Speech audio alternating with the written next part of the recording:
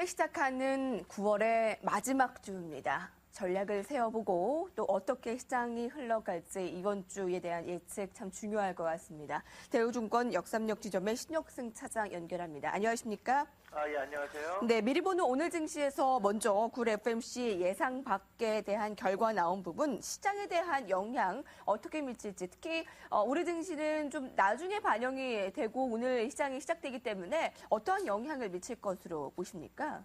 예, 지금 계속 방송을 저도 보고 있고 그러는데 계속 좋은 말씀들을 많이 해주셔서 제가 간략히 말씀을 드리면, FOMC 회의 결과가 발표가 됐죠. 양적 완화 현 수준에서 유지하고 이런 결과가 결정으로 발표가 됐는데, 발표한 후에 글로벌 증시는 큰 폭 상승이 있었습니다. 그러나, 금요일 날 결국 10월에 양적 완화 축소 결정이 나올 것이라는 또 전망으로 급락하기도 했는데, 제 생각으로는 어차피 할 거면은 요번에는 했어야 하지 않나 이런 생각을 하고, 경기가 얼마나 안 좋기 때문에 또 그 유지를 하는 불안감을 주지 않았나 이렇게 생각이 됩니다. 불과 한두 달 전까지만 해도 경기가 안 좋아서 양적 완화 축소 논의가 없으면 오히려 좋다고 했는데, 또 이렇게 또 바뀐 시장 환경을 보면 참 시장은 좀 아이러니하다 이런 생각도 드는데요.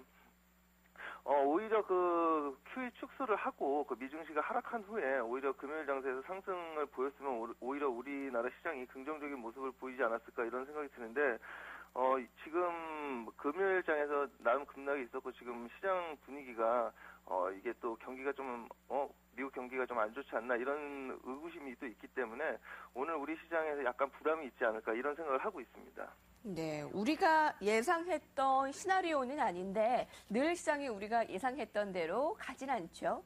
자, 그럼 추석 연휴로 닷새 만에 오늘 개장을 하게 되는데요. 어떤 점들을 주목해봐야 하겠습니까? 네, 그렇습니다. 이제 FOMC 회의 결과에 따라서 이제 각 그 지역 연준 총재들이 이제 이번 주 내내 대거 연설들이 있는데, 그 총재분들께서 이제 어떻게 얘기를 할지 이런 부분들을 좀 체크해야 될 것 같고, 아침에도 계속 얘기가 나오지만 미국 부채한도 그 관련 협상에서 정치적 이슈가 아무래도 부담이 있지 않을까 이런 생각을 하고 있습니다. 구체적으로 이번 주 주요 지표에 대해서 좀 생각을 해보면, 체크해야 될 것에 대해서 생각해보면, 오늘 같은 경우는 이제 중국하고 유럽에서 그 9월 PMI가 발표가 되는데, 나름 전월 대비해서 약간 개선될 전망으로 생각을 하고 있습니다. 또한 25일에 그 미국 8월 그 신규 주택 판매라든지 내구재 주문, 이 또한 전월 대비해서 개선될 전망으로 보고 있고요. 갤로트 3랑 갤럭시 그 기어가 149개국에서 동시 출시되기 때문에 이 부분에 있어서는 기존의 스마트폰 부품이라든지 플렉서블 그런 동작 인식, 그 문자 인식, 그 음성 인식, 그다음 필기 인식 이런 부분에 대해서 좀 긍정적이지 않을까 이런 생각도 하고 있고, 26일날 미국 EQ 그 GDP 확정치가 발표됩니다. 플러스 2.7% 정도 예상을 하고 있고요. 연휴를 마감하고 개장하는 그 국내 시장의 움직임이 이래서 중요하다고 볼 수가 있는데, 연휴 기간 중에 단순 수치로는 미국 증시가 소폭 하락했으나 금요일 시장에서 말씀드렸다시피 급락세가 약간 부담되지 않나 이렇게 생각을 하고 있습니다. 네. 네, 그 외국인 수급 동향과 그 환율의 움직임에 따라 아무래도 그 코스피 움직임이 결정될 듯하고요. 최근에 한 달간의 외국인이 8조가 매수를 했고, 반면에 그 기관이 3조 매도를 했는데, 2000선 부근에서 어차피 우리가 2100, 2200을 가기 위해서는 외국인과 기관의 쌍끌이 장세가 지속돼야 될 텐데, 기관의 어떤 스탠스가 좀 궁금하기도 하고, 만약에 여기서 외국인 매도가 된다면은 2000선이 약간 깨지지 않을까 이런 생각도 하고 있습니다.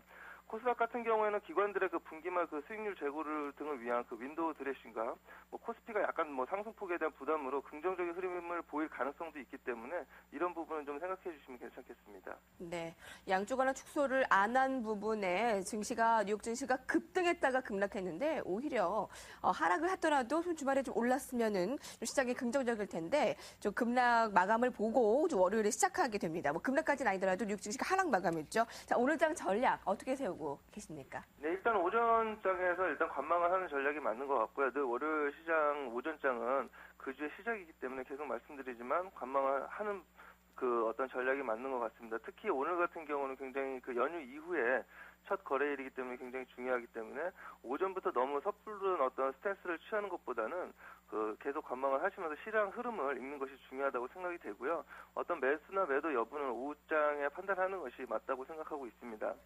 기존에 주식을 보유하고 계신 분들 경우에는 코스피 같은 경우는 아무래도 그 추세 이탈 전까지는 그래도 아직까지 이제 홀딩을 하고 일부 이익 시전을 하는 것도 뭐 나쁘지 않다 이렇게 생각을 하고 있고, 단 이제 막 상승 초기 그 급소가 나오고 있는 뭐 제일모직 같은 종목에 대해서는 오히려 한번 관심을 가져보는 것이 좋지 않을까 이런 생각을 하고 있습니다. 코스닥 같은 경우는 뭐 기관 수급이 동반되는 그 상승 초기 종목에 대해서 공략하는 것이 지금 수준에서는 맞는 전략이지 않나 이렇게 생각을 하고 있습니다. 예, 대우조건의 신혁sen 차장과 함께 오늘장 포인트 짚어보고 전략 세워봤습니다. 고맙습니다. 네, 감사합니다.